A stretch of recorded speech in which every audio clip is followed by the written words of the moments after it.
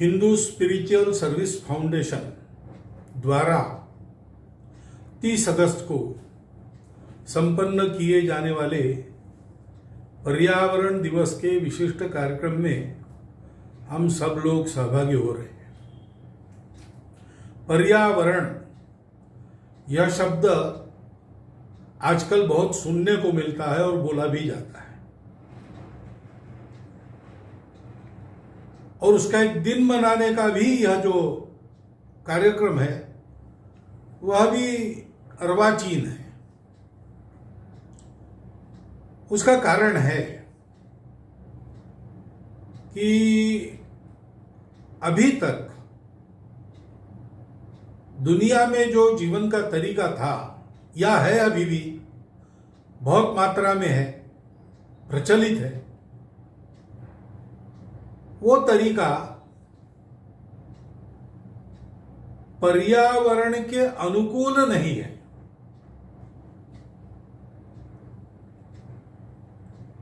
वो तरीका प्रकृति को जीतकर मनुष्य को जीना है, ऐसा मानता है। वो तरीका प्रकृति मनुष्य के उपभोग के लिए है। प्रकृति का कोई दायित्व मनुष्य पर नहीं है, मनुष्य का पूरा अधिकार प्रकृति पर है, ऐसा मानकर जीवन को चलाने वाला वो तरीका है। और ऐसा हम गत 200 साल से जी रहे हैं, 250 साल से जी रहे हैं। उसके दुष्परिणाम अब सामने आ रहे हैं, उसकी भयावहता अब लोगों को दिख रही है। ऐसे ही चला तो इस सृष्टि में जीने के लिए हम लोग नहीं रहेंगे, अथवा यह भी हो सकता है कि यह सृष्टि ही नहीं रहेगी। और इसलिए मनुष्य विचार करने लगा, तो उसको लगा कि इस पर्यावरण का संरक्षण होना चाहिए और इसलिए पर्यावरण दिवस मनाना चाहिए। परंतु यह हो गई आजकल, विशेषकर 2000 वर्ष पुराने समय से प्रचलित और विशेषकर पिछले 300 वर्षों में अधिक भटका हुआ ऐसा जो तरीका हमने अपनाया, उसकी बात हुई। लेकिन भारत का हमारा तरीका एकदम भिन्न है। अस्तित्व के सत्य को हमारे पूर्वजों ने उसकी पूर्णता में समझ लिया, और तब से उन्होंने ये समझा कि हम भी पूरे प्रकृति के एक अंग हैं। शरीर में जैसे शरीर के सब अंग काम करते हैं, तब शरीर चलता है, और जब तक शरीर चलता है तब तक ही शरीर का कोई अंग चल पाता है। शरीर में प्राण नहीं रहा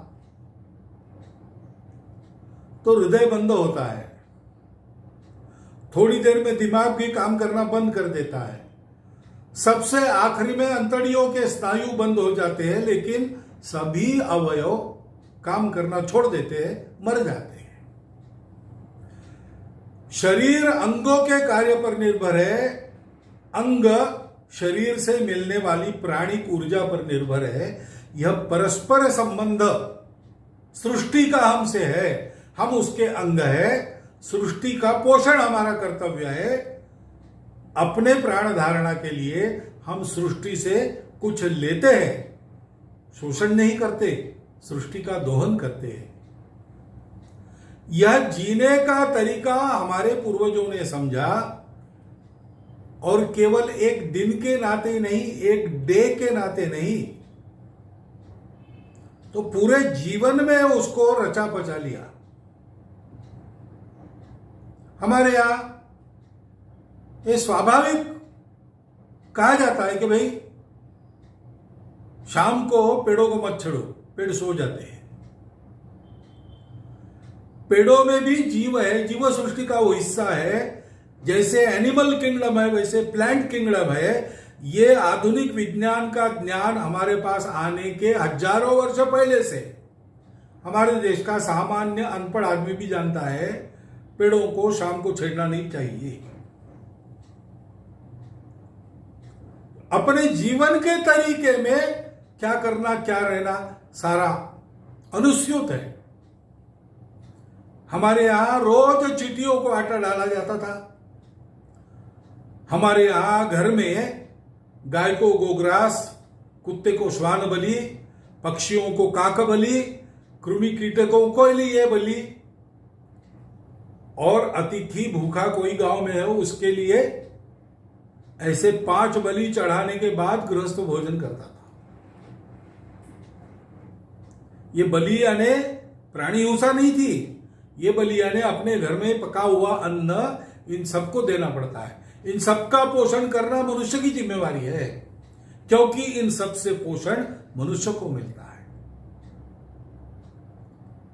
इस बात को समझकर हम जीते थे, इसलिए हमारे यहां नदियों की भी पूजा होती है, हमारे यहां वृक्षों की भी, पेड़ पौधों की, तुलसी की पूजा होती है, हमारे यहां पर्वतों की पूजा प्रदक्षिणा होती है, हमारे यहां गाय की भी पूजा होती है, सांप की भी पूजा होती है।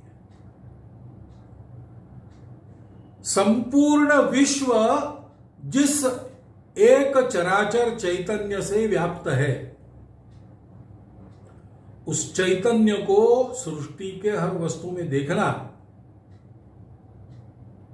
उसको श्रद्धा से देखना, आत्मीयता से देखना, उसके साथ मित्रता का व्यवहार करना और परस्पर सहयोग से सबका जीवन चले, ऐसा करना, ये जीवन का तरीका था। भगवद गीता में कहा है परस्परम भावयंतम, देवों को अच्छा व्यवहार दो, देव भी आपको अच्छा व्यवहार देंगे। परस्पर अच्छे व्यवहार के कारण सृष्टि चलती है। इस प्रकार का अपना जीवन था, लेकिन इस भटके हुए तरीके के प्रभाव में आकर हम उसको भूल गए। इसलिए आज हमको भी पर्यावरण दिन के रूप में इसको मनाकर स्मरण करना पड़ रहा है। वो करना चाहिए, अच्छी बात है। ऐसा स्मरण हर घर में होना चाहिए। ऐसे स्मरण का हमने प्रवर्तित किया हुआ इस साल का 30 अगस्त होगा, लेकिन हमारे यहां नागपंचमी है, हमारे यहां गोवर्धन पूजा है, हमारे यहां तुलसी विवाह है। इन सारे दिनों को मनाते हुए, आज के संदर्भ में उचित ढंग से मनाते हुए, हम सब लोगों को इस संस्कार को अपने पूरे जीवन में पुनर्जीवित और पुनर्संचरित करना है, जिससे नई पीढ़ी भी उसको सीखेगी, उस भाव को सीखेगी। हम भी इस प्रकृति के एक घटक है।